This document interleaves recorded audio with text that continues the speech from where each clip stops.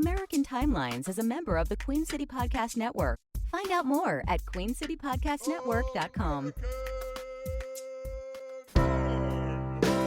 So now I'm obsessed with time. Come on, tell me about the time. Had it all in my hand tonight. Had the time of my life. When the words all come down like blues on Tuesdays come down. Throw it all away. This is American. Welcome to American Timelines 181, take 2. See, we recorded this podcast already. We don't have to divulge. But we had technical difficulties. We tried to record it. We were at the beach. It was a vacation. Why Give us a do we break. have to divulge that? And we got to explain why it's late. This episode's out late. Everybody's be like, "You're supposed to be every other Wednesday, you assholes." Okay. Although nobody probably cares when we do it. Maybe they do. Maybe somebody cares. Maybe somebody was sad. Maybe somebody cares. Maybe. Maybe. No, there might be somebody who looks forward to it on every other Wednesday, and this thing's broken, I think. Anyway, everything's going to shit. And howdy do to you too. And now we're back. Thanks for being here on American Timelines and listening, listeners. So we went to Ocean Isle Beach in North Kakalaki for spring break. Took the kids. And went with a friend, a beautiful, beautiful friend.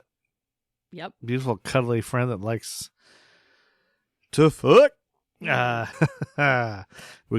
a pool and an ocean and overpriced food Everywhere, yeah. everywhere you go. And kids whined about being bored, of course.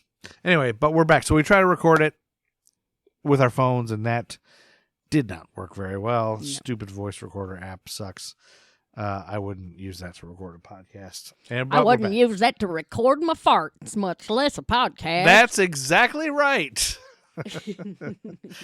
But if you do want to record your farts, feel free to download Reaper, the best fart recording software you can find this side of the Mississippi. Yep. This side of the Mason-Dixon line. The other side has all kinds of fart software. They only sell fart software.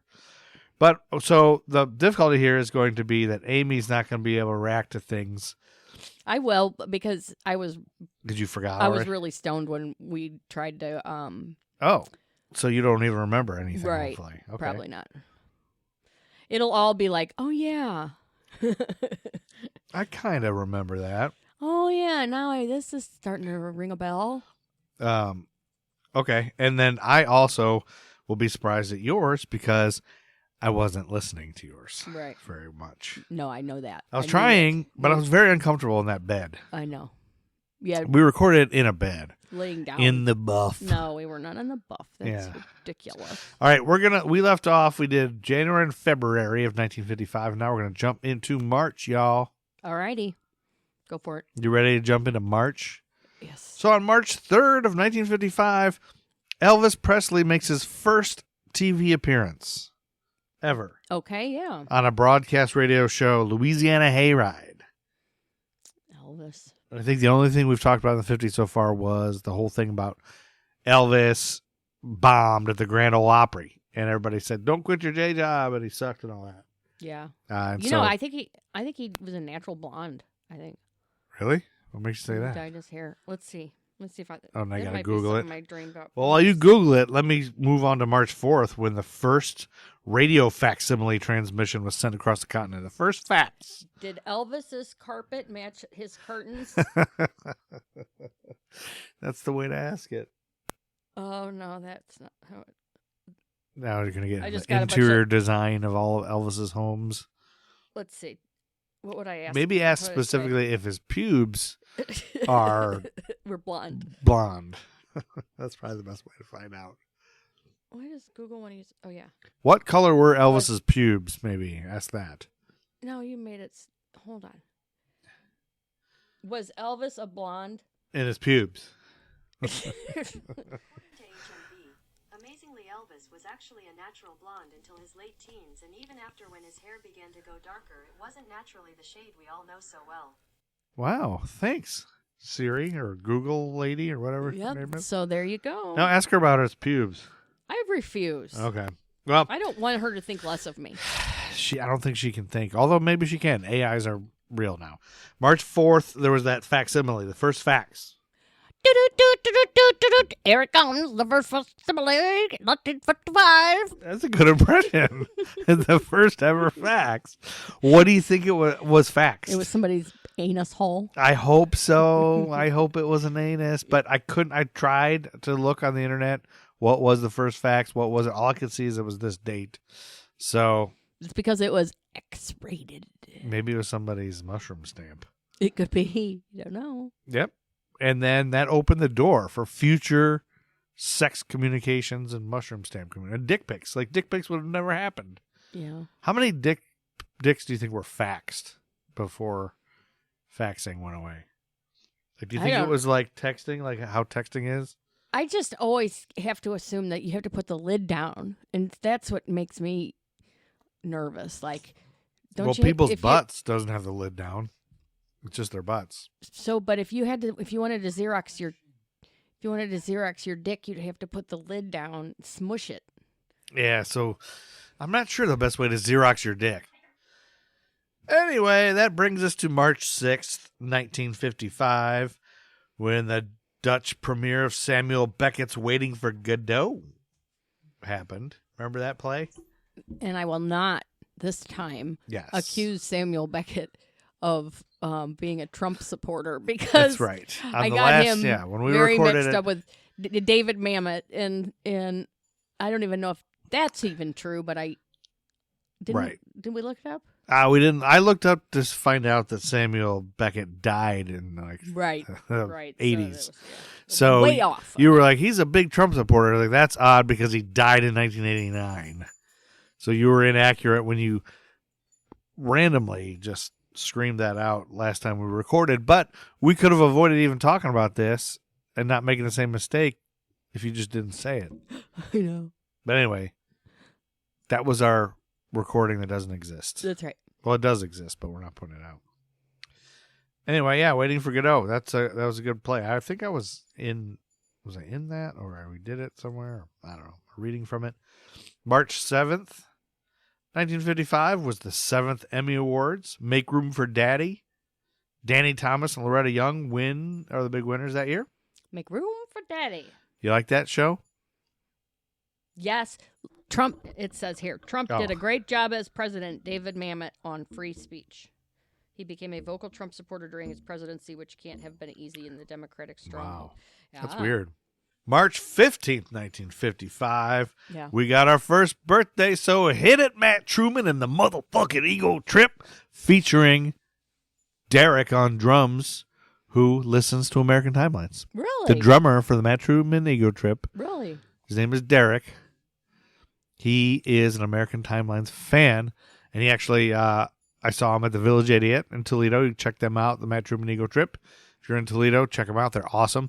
Anyway, he's a cool dude, and I used to work with his wife, and he told me that sometimes our audio sucks, and it sounds like it's engineered by an idiot who doesn't know what he's doing. And I said, it is engineered by an idiot ding, ding, ding. who doesn't know what he's doing. Sorry, everybody, for our audio issues. We are not professionals. In other words, yes. Yeah, Derek is cool dude.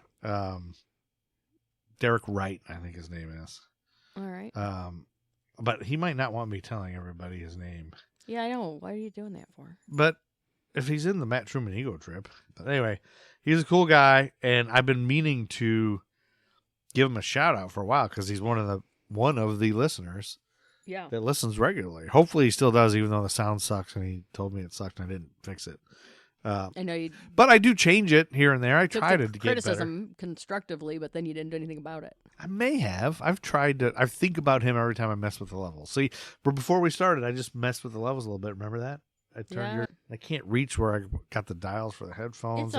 It's first world problem. Well, and the big thing is I'm a half-asser. Right. Okay? I'm a half-asser. That's the big part of it. I duct tape everything, okay? Yeah.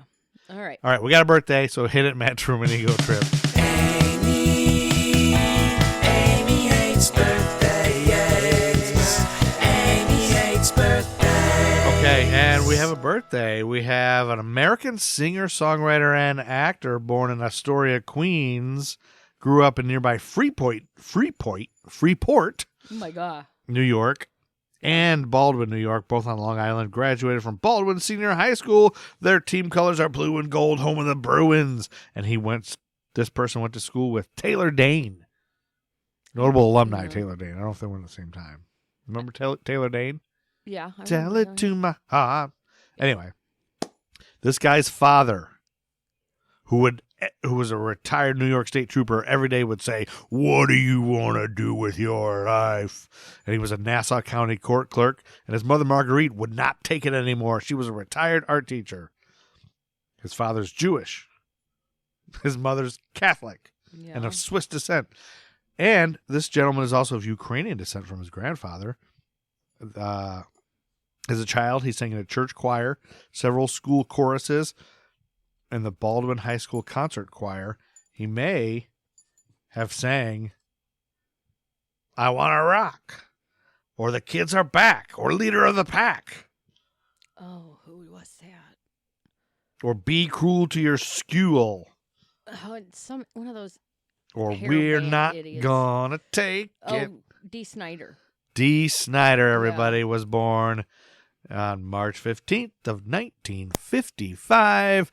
Went to the same school as Taylor Dane. Hello. Awesome. Taylor Dane, Dee Snider. Now you can drop that knowledge at parties.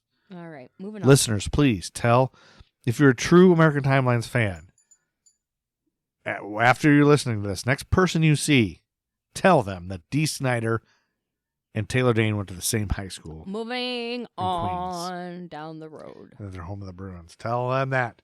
March 16th, 1955, we got a crazy thing that happened regarding the NHL. Are you familiar with the NHL? You know what that stands for? Yes, National Hockey League.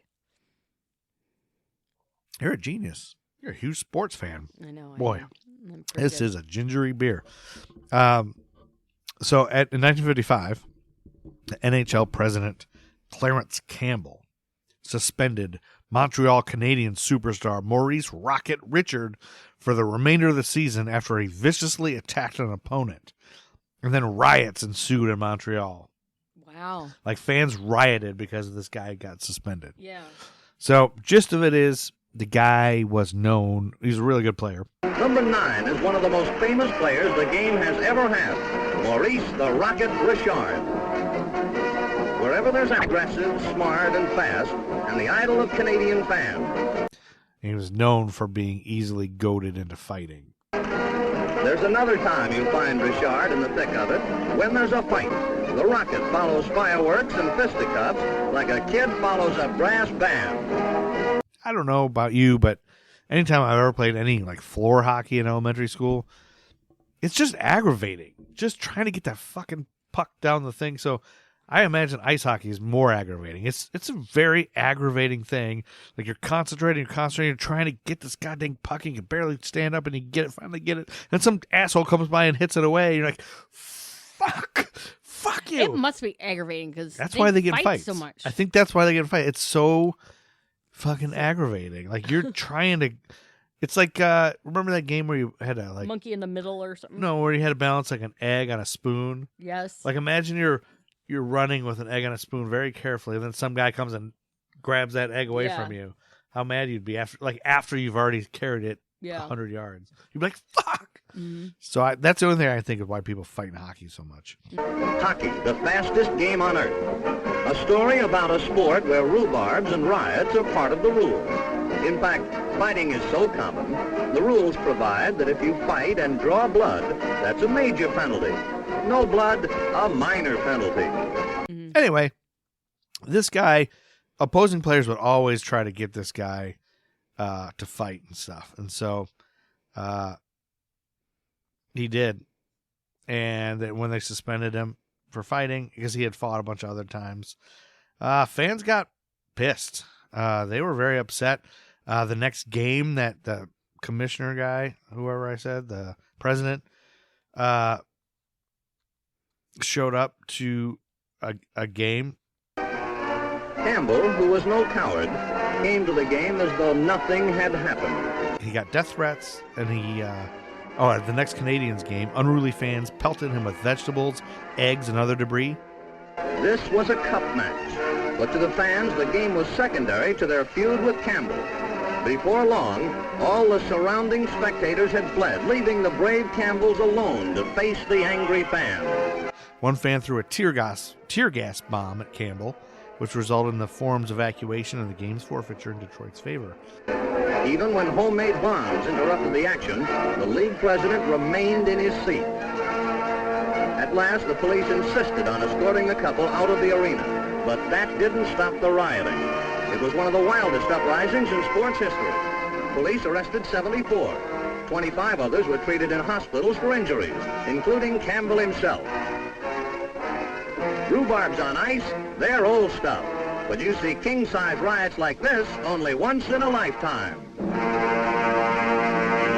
So they were just so pissed at this guy and were taking it out on him, which was crazy. That is crazy. Windows and doors were smashed at the forum and surrounding businesses. They tried to get Richard, who was the suspended player. Mm-hmm. What did I say his name was? Maurice Rocket Richard, to come back and quell the crowd, but he said no. Really? He said nope, because he thought he might further inflame the passions of the mob. So he took the radio the next day asking for calm. Do not do more harm. Do no more harm. Get behind the team in the playoffs. I will take my punishment and come back next year and help the club and the younger players win the cup. How'd that work out? Montreal reached and lost the 1955 Stanley Cup Finals 4-3 without Richard. The defeat was a bitter loss for Richard, who struggled to control his anger for the rest of his life. Really? He had an anger management problem, I think so. I don't know. It didn't say for the rest of his life. I just added that. But yeah. There you go. It was an interesting thing. Yeah. The fans took it out on the president, the NHL president. Guy got pelted with eggs. At least it wasn't batteries. That's what they do in Philly. That would suck to be hit Remember with a that? battery. Didn't they hit D-cell Santa batteries? Claus? I think they hit Santa Claus. They with did. batteries. They were hitting everybody with batteries. They played the black players with batteries. Oh my God, that's awful. I know. Well, now, the very next day, we have a new person in the world. Another birthday. Hit it, Matt Trubin Ego Trip featuring Derek Wright on drums, motherfucker. Amy hates birthdays. Amy hates birthdays. That's right. We have another actor born in Blue Island, Illinois. You know where that is? No. Neither do I. Son of Robert, a film editor, and Miles Sinise. Oops, shit. Gary Sinise. Yeah. Yes. Gary Sinise. Dang it. Thank God. What do you mean, thank God? I can't go on The about charade is over. how he graduated from Highland Park High School in Highland Park, Illinois. We don't have to know any Whose of team this. is blue and white, home of the Giants. And now I can't tell you that No. Tunch Ilkin went to the same school as Gary Sinise. No. Tunch motherfucking Ilkin. No. Little known fact, people can't say Tunch motherfucking Ilkin without saying motherfucking between the Tunch and the Ilkin. Moving on. Moving on past March 17th, since you don't care about Gary Sinise's illustrious career. A lot of people tell me I look like Gary Sinise. No, you don't. Like look Gary Sinise. Like a more stupid Gary Sinise. No. All right, that brings us to March 29th, 1955. And when we have Clint Eastwood's acting debut on film. Do you know what it is? You know what film? It's a science fiction horror film, Revenge of the Creature. His role was uncredited. It debuted in Detroit, Michigan, March 29th, 1955. Clint Eastwood appears as a lab technician named Jennings early in the story. He's shown having a discussion with Professor Ferguson. I feel like I've seen this on MST3K. You have? Yeah, it was on MST3K. Was it? Yes. Okay. Yes. Yeah. Yeah, so in the part he's in, he accuses a test subject, Cat, of eating a lab rat only to find the rat in his lab coat pocket. They dared to bring him back alive from his haunts deep in the jungles of the Amazon. They dared to put him on display with the other denizens of the deep, while thousands came to marvel and wonder. You know, I pity him sometimes. He's so alone. The only one of his kind in the world. If anything goes wrong, you head straight for the surface, you understand? All right, let's go. They dared to study him, to probe him, to tempt him with the lure of a woman's beauty, thinking that mere chains could hold in check the primeval forces that surged and roiled within this strange being from the dawn of time. So I did Google, because you can see this scene on YouTube, but also if you Google this movie, Revenge of the Creature, I think you can actually watch that MST3K episode on YouTube. Yeah, probably. Yeah, so, yeah. So you remember it from watching it. That's Yeah. Good. You're a good fan. I mean, I'm not like I can't name all of them or anything like that. No. I just remember seeing Clint Eastwood real super young, and he kind of looked, he just looked so weird. He kind of looked like David Bowie. I felt like he looked like a young David Bowie. Yeah. And then March 30th is going to round out what I have for March. It's the 27th Academy Awards on the waterfront with Marlon and Brando, and Grace Kelly was the big winner there, which I watched that movie and It's bad. I just didn't do it for me. I've never seen it. Yeah, I don't think you're missing much. It was neat seeing Marlon Brando in something other than Yeah. Streetcar Named Desire and I guess that. Well, and The Godfather, right? Isn't that what he's the... Yeah, Marlon Brando. Yeah, and what's the movie he says, I could have been a contender? Is that a boxing movie or something? Is that him? Could have been a contender. Is that him even? No, that's... Could have been a I contender. don't think that's Marlon Brando. Oh, now we got to look up who says that. Yeah, put my beer down. Who said I could have been a contender? Terry Malloy, played by Marlon Brando in On the Waterfront. Oh, it was in that. Oh, okay. It was in this. So there you go. You don't understand. I could have had class. I could have been a contender. I could have been somebody. Instead of a bum. I always say that. Let's face it. Every day I say that. Every day you do? Yeah, at work. Yeah. To people. Anyway, so there you go. Yeah, right. okay, so I was all over the place, but that was what he was in. Mm-hmm. All right. April 3rd, 1955. We're in April now, everybody. We're comfortably in April. The American Civil Liberties Union, otherwise known as the ACLU, announced that it will defend Allen Ginsberg's book, Howl, against obscenity charges. Right. Everybody was up in arms about that poem early, like the previous month. And I was going to, I don't know, redo a reading of it or something or get into it, but it was very long and I have a short attention span. This is not a poetry class. It's not a poetry podcast, but it's interesting. I started listening to him read it. You can listen to him read it on YouTube, and I kind of like my mind wandered or whatever. But it's good. I'm sure it's really good, and it's whatever. So, but it was controversial at this time. I always need that kind of stuff analyzed for me. Yeah, like somebody just tell me what they're saying, like what their meaning is. It's just, sometimes I get it, but sometimes I'm like, I don't know what that metaphor means. Yeah. We was kind of talking about class in society and poor versus rich a little bit, I think. So that's why people probably hated it. And, of course, bad words. 1955. Right. And then April 10th, it's all to you because on April 9th, the NBA championship happened between the Syracuse Nats and the Fort Wayne Pistons. And I only mention that because I can't believe there were Fort Wayne Pistons. Okay. So April 10th, we're to your murder, and yes. I'm going to listen to your murder. Okay. Take it over, Amy, you beautiful blonde bombshell.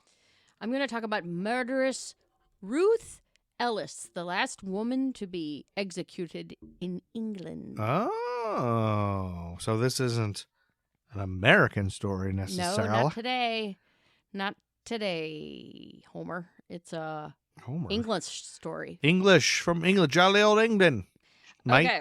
So Ruth Ellis was born Ruth Nielsen in Wales. Okay, that's where the Beatles, aren't the Beatles from Wales?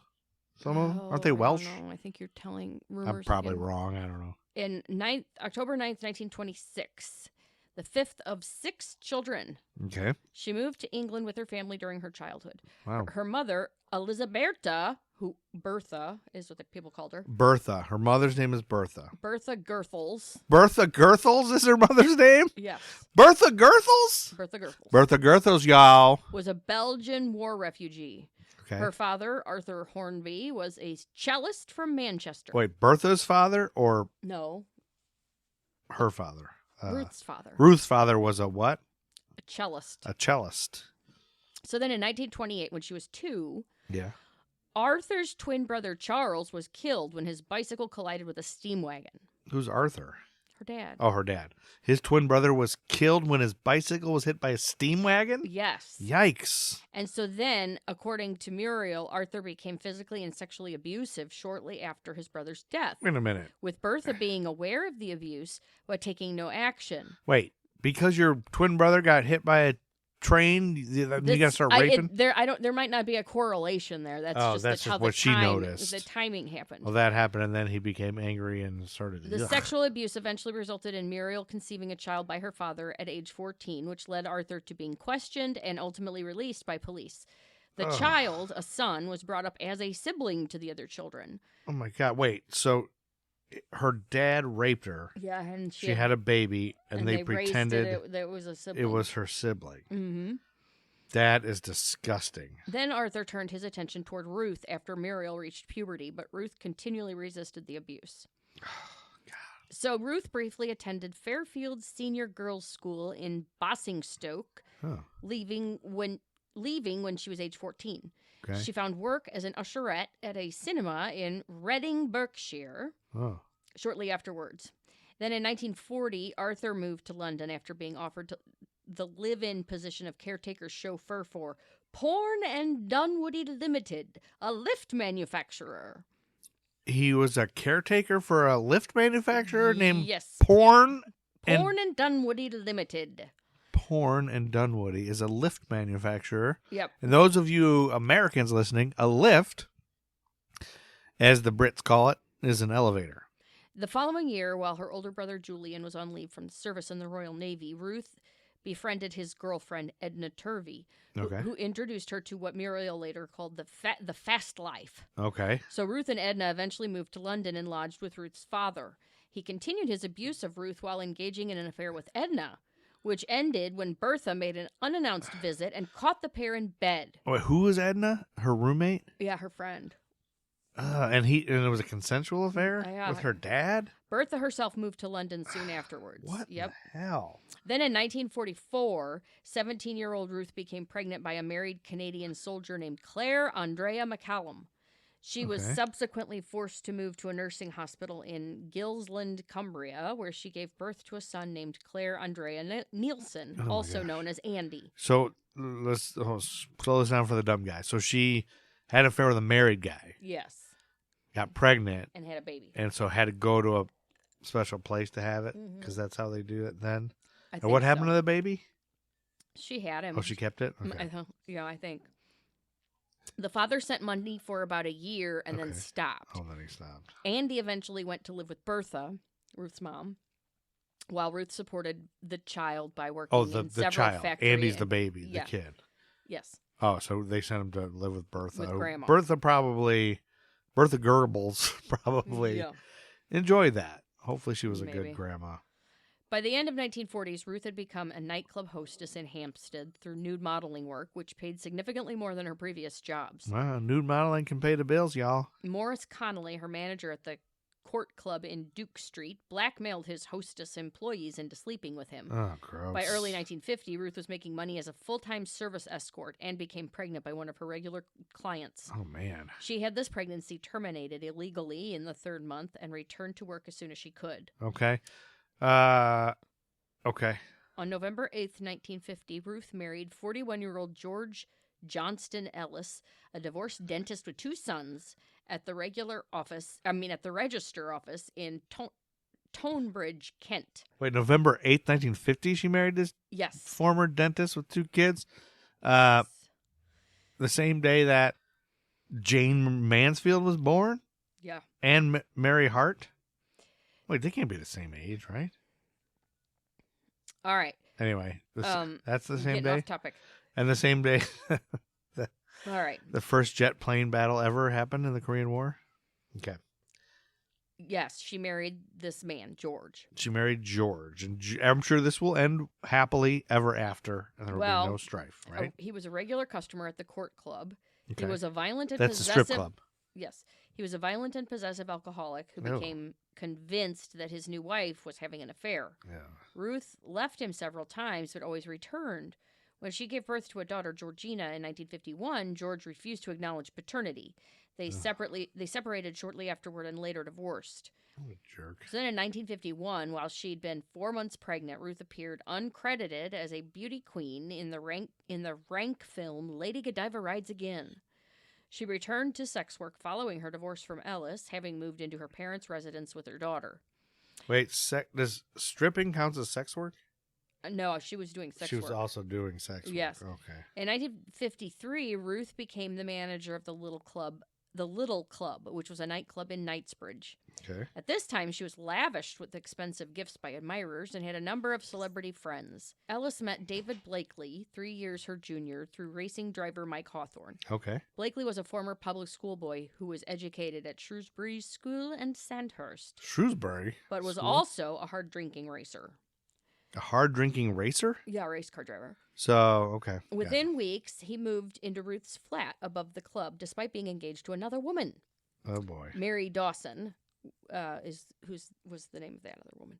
Mary Dawson was probably not happy about this. So Ruth became pregnant for a 4th time, but had her second termination, feeling she could not reciprocate the level of commitment Blakely showed towards their relationship. Okay. Ruth then began seeing Desmond Cusson, a former Royal Air Force pilot who had flown Lancaster bombers during the Second World War and who had taken up accountancy after leaving the service. Well, there's some interesting fellows she finds.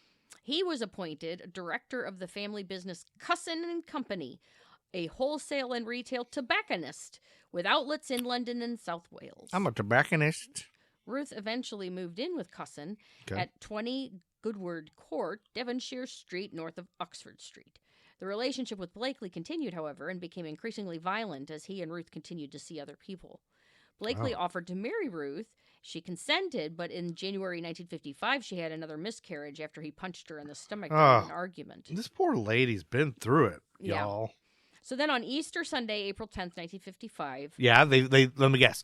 They had a nice family church attendance, and then they looked for Easter eggs. Nope.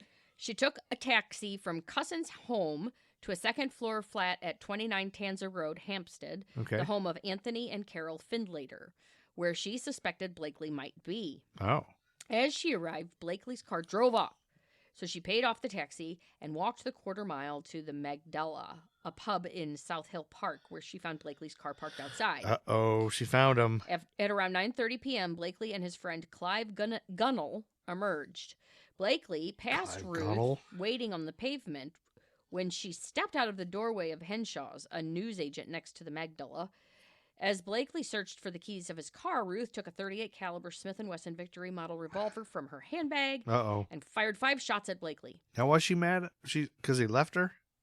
Yeah. Or he found her with somebody else? Abusing her and leaving her and doing all that shit. Yeah. The first shot missed. Then Ruth pursued Blakely as he started to run around the car, firing a second shot, which caused him to collapse onto the pavement. Ooh. She then stood over him and fired 3 more bullets, Yikes. with one fired less than a half an inch from his back, leaving powder burns on his skin. Shit. Ruth was seen to stand over Blakely as she repeatedly tried to fire the revolver's 6th shot, finally firing it into the ground. This bullet ricocheted off the road and injured Gladys Ewell, a bystander who lost the use of her right thumb. Poor Gladys Ewell. Ruth, in apparent shock, asked Gunnell, "Will you call the police, Clive?" I had to make her sound like an old-timey actress. That's pretty good. Clive Gunnell. She was arrested immediately by an off-duty policeman who heard her say, "I'm guilty. I'm a little confused." Blakely's body was taken to the hospital with multiple fatal wounds to the intestines, liver, lungs, aorta, and trachea. Oh, my gosh. Originally taken in as evidence, the revolver is now in the Metropolitan Police's Crime Museum. Really? At the police station, Ruth appeared to be calm and not obviously under the influence of drink or drugs. Okay. She made her first appearance at a magistrate's court on April 11th and was ordered to be held on remand. She was twice examined by the principal medical officer, who failed to find evidence of mental illness. She had an EEG exam on May 3rd, found no abnormality. While she was on remand, she was examined by a psychiatrist for the defense and one for the prosecution, and neither of them found any insanity at all.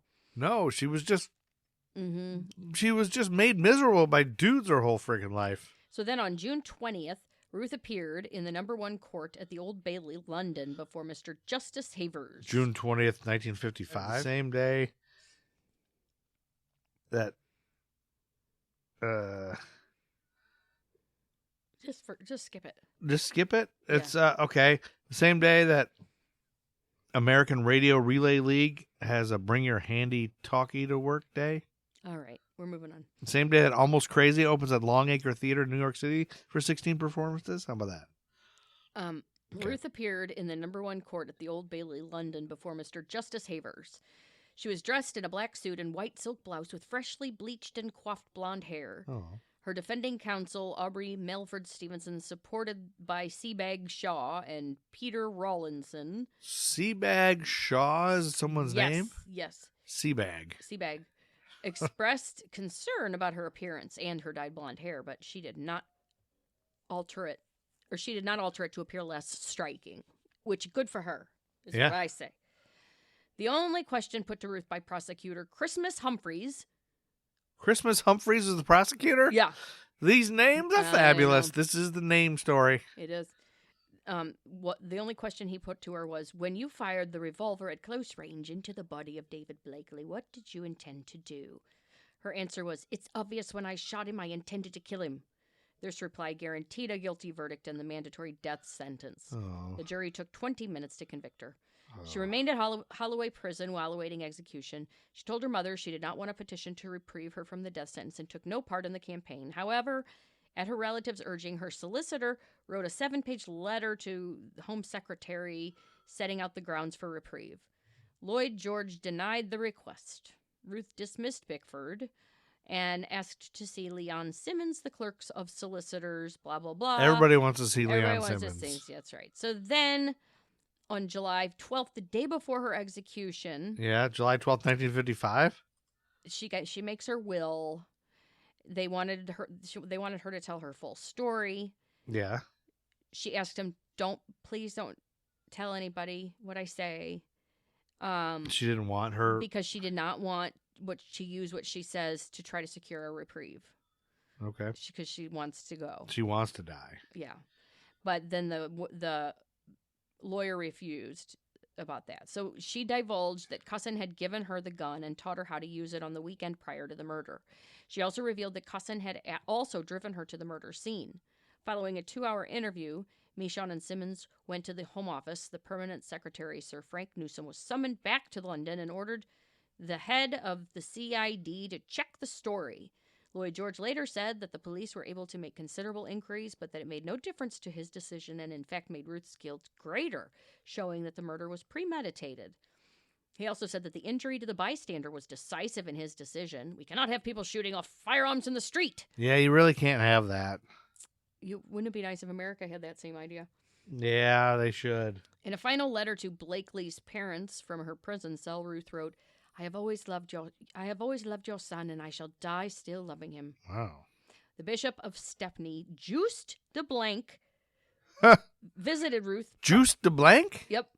He visited Ruth prior to her execution, just before 9 a.m. on July 13th. The hangman, Albert Pierpont, and his assistant entered her cell and took her to the adjacent execution room where she was hanged. She was hanged on July 13th, 1955. Mm-hmm. The same day that Japanese actor Yoshitaka Tamba was born. And that's pretty much the story. That's it. Yeah. Okay. That's a pretty good one. Had some twists and turns.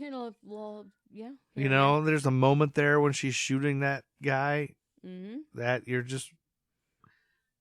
you're kind of rooting for her, right? Like, I think. I mean, I rooted for her the whole time. You just want her to. I mean, it sucks. She was shooting out that hopefully probably the anger such a shitty life. of her father and all these. The guy was punching her in the stomach. Oh, I know. With what women had to deal with, or still always have to deal with. I know it. Abusers are fucking shit folks. A-holes. It's that A-holes. Hey, don't abuse women, everybody. Abusers is A-holes. You're so dumb for All right. abusing women. All right. April 11th, 1955. We're going to finish up April here.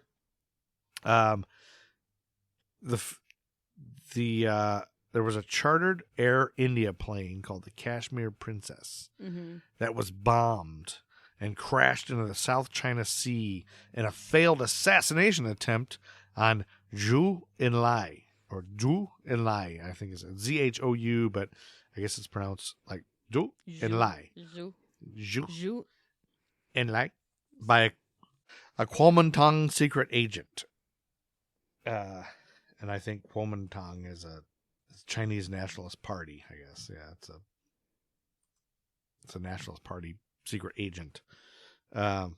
Anyway, so the chartered India plane, the Kashmir Princess, was bombed, crashed into the sea because they were trying to kill this guy, Zhou Enlai. It was damaged in midair by a bomb explosion en route to Bombay, India. 16 of those on board were killed, while 3 survived. The explosion was assassination attempt of this Chinese premier. Zhou Enlai was the first premier of the People's Republic of China, serving from October 1st, 1949 until he actually died in 1976. He served under Chairman Mao and helped the Communist Party rise to power. And later he helped consolidate its control, form its foreign policy, and develop the Chinese economy. They're not sure exactly all who are involved in trying to kill him, but they think the U.S. might have been involved because it would have been convenient for the U.S. to get rid of a communist. Right. But what they've discovered is that the Kuomintang, the Chinese Nationalist Party, was responsible for the bombing. The flight departed Hong Kong, carrying Chinese and Eastern European delegates, mainly journalists, to the Afro-Asian Bandung Conference in Jakarta. The crew heard an explosion, and smoke quickly entered the cabin from a fire on the right wing, directly behind the number 3 engine. Upon hearing the explosion and seeing the fire warning light for the baggage compartment come on, the captain shut off the number 3 engine and feathered its propeller, whatever that means. He feared the engine would catch fire. This left 3 engines running, and the crew sent out 3 distress signals giving their position over the Natuna Islands before the radio went dead. Oh, no. Captain tried to land the plane on the sea, but the depressurizing cabin and the failing circuits. Bleh. The captain tried to land the plane on the sea, but the depressurizing cabin and the failing circuits made that impossible. Additionally, smoke was seeping into the cockpit. Left with no other option, the crew issued life jackets and opened the emergency doors to ensure a quick escape as the plane plunged into the sea below. Wow. The starboard wing struck water first, tearing the plane into 3 parts. The aircraft maintenance engineer, navigator, and the first officer escaped and were later found by the Indonesian Coast Guard. The remaining 16 passengers and crew members, however, boy, I bet they had drowned a story at sea. The rest of them drowned. Yeah, that's a crazy story. Be interesting to see if you can find an interview with somebody. Yeah. So investigators believe that explosion had been caused by a time bomb placed aboard the aircraft by a Kuomintang secret agent who was attempting to assassinate that Chinese premier Zhou Enlai, who had been scheduled to board the plane but never did. His travel plans changed at the last minute, allegedly due to an emergency appendectomy he had to have. Boy, that was luck. However, they think he didn't really have that. He just lied because he got wind of this assassination attempt. But the crappy thing is, they think he knew it was going to happen and didn't warn anybody, and so all of his colleagues that were on the plane died. I hope that's not how. That would be terrible. They said he didn't want to stop a decoy delegation of lesser cadres from taking his place, I guess. So that's according to a September 1994 edition of the China Quarterly, written by Steve Sang of Oxford University. So I don't know. That's what happened. That's a crazy thing that happened. That is nuts. Assassination attempt. Crazy go nuts. And then April 11th, Marty, directed by Delbert Man and starring Ernest Borgnine and Betsy Blair premieres in New York City, won the Best Picture in 1956. Did you ever see Marty? No. It's pretty good. Ernest Borgnine does a great job. Is he? And I was just happy that back then the lead actor was not a gorgeous man. It was Ernest fucking Borgnine, kind of a dumpy guy, and he's kind of with men, there always were leads like that, but women are the ones that had to be beautiful all the time. I think the woman he's with is kind of homely too. Like, it's kind of a homely couple finds each other, and he doesn't think he lives with his mom. He don't think he's ever going to find anyone because he's kind of a chubby guy or whatever. But it's a good movie, I think. Okay. Good story. Go Ernest Borgnine. Alrighty. And then on April 15th, 1955, I don't know if you know who Ray Kroc is. Yes. You ever heard of that person? Yes. Who is he? The guy who started McDonald's or stole the idea from the real people and The McDonald's brothers. Yeah. I think he bought them out. I don't think he stole it. Oh. But yeah, he opened the first McDonald's fast food restaurant in Des Plaines, Illinois in April 15th of 1955. Now, technically, the McDonald brothers, Dick and Mac McDonald, who had moved to California to get in the movie biz, but instead they started operating drive-in restaurants because they were really good at making fast, cheap burgers. Their trick was, you don't ever specialize anything. Every burger's the same. Use paper products that you can throw away easily. Just make them real fast. They had 15-cent hamburgers. Anyway, their restaurant's success led the brothers to begin franchising their concept, 9 becoming operating restaurants. At the San Bernardino location, Dick and Mac McDonald perfected their speedy service system. And they had hamburgers, shakes, and fries. And the brothers sold 14 franchises, of which 10 became operating restaurants, not including the original location in San Bernardino. And then Ray Kroc, a native Chicagoan who had left high school after his sophomore year to join the World War I Red Cross Ambulance Corps. The war ended before his unit was sent overseas, though. And then he returned home, wanted to be a musician, and then later started selling paper cups. Then in 1939, he became the exclusive distributor of the Multi-Mixer, a milkshake mixing machine. Yeah. And so because he was working on this multi-mixer... It's always broken. Yeah, it's always broken. He taught you from then on. Always say it's broken. He visited the McDonald's brothers in 1954, which led to him becoming their franchise agent. So because he visited them about his mixer machine, and he was like, hey, I'll be your agent. And then he opened the first McDonald's east of the Mississippi River. So there you go. Yep. And now you know why McDonald's started and blah, blah, blah. And then on April 18th, 1955, we have a sad occurrence and a strange occurrence regarding the sad occurrence. Albert Einstein passed away. Oh, yeah. Plymouth, the car that's making news, presents the Plymouth News Caravan. The excitement, the drama of today's news today. Produced for Plymouth by NBC. Messages of condolence have been flooding into Princeton, New Jersey since early this morning, when the death of Albert Einstein was announced to the world. A scientific giant who sometimes generated political controversy as well as brilliant equations, Dr. Einstein died at the age of 76. I don't know if you know, though, that the physician who conducted his autopsy at Princeton stole his brain and took it home to perform research, for which he was ultimately fired after refusing to return the brain. Wow. That takes balls. It takes some balls. According to allthat'sinteresting.com, an article inside the death of Albert Einstein and the strange afterlife of his brain by Marco Margaritov. When Albert Einstein died, everybody thought it was syphilis, but it was not. He did not have syphilis, even though everybody always talked about Albert Einstein liked to fuck. But on the day he died, his brain was notoriously stolen. Hours after he passed, the doctors who performed the autopsy on the corpse of the most brilliant man in history removed his brain, took it home without telling the Einstein family. His name was Dr. Thomas Harvey, and he was convinced that Einstein's brain needed to be studied, as he was one of the most intelligent men in the world. Even though Einstein had written out instructions to be cremated upon death, his son Hans ultimately gave Dr. Harvey his blessing. as he evidently also believed in the importance of studying the mind of a genius. Mm-hmm. So Harvey meticulously photographed the brain and sliced it into 240 chunks. Ew. Some of which he sent to other researchers. And one he tried to gift Einstein's granddaughter in the 90s. She refused. Ew. And a couple he juggled with. No, I just made that part up. Harvey reportedly transported parts of the brain across the country in a cider box that he kept stashed under a beer cooler. What a nut. I guess he just fell in love with a piece. I have pieces of Einstein's brain. Yeah. In 1985, he published a paper on Einstein's brain, which alleged that it actually looked different from the average brain and therefore functioned differently. Later studies, however, have disproved these theories. Mm-hmm. Well, he sounds like a nut. Though some researchers maintain that Harvey's work was correct.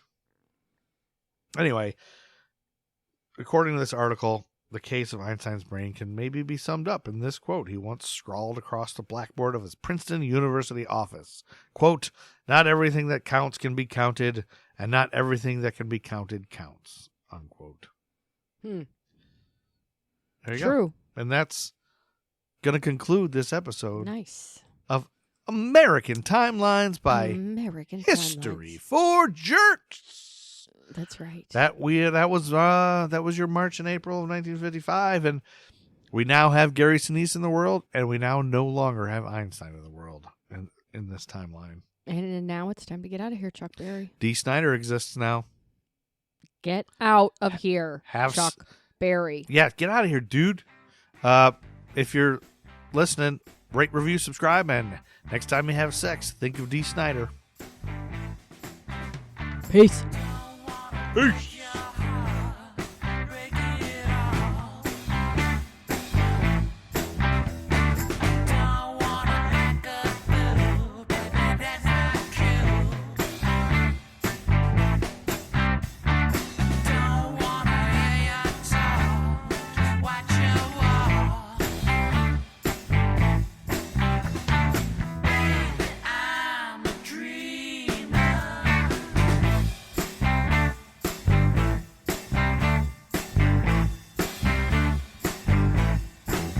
Matt Truman Ego Trip is the greatest band of all time. Buy their music.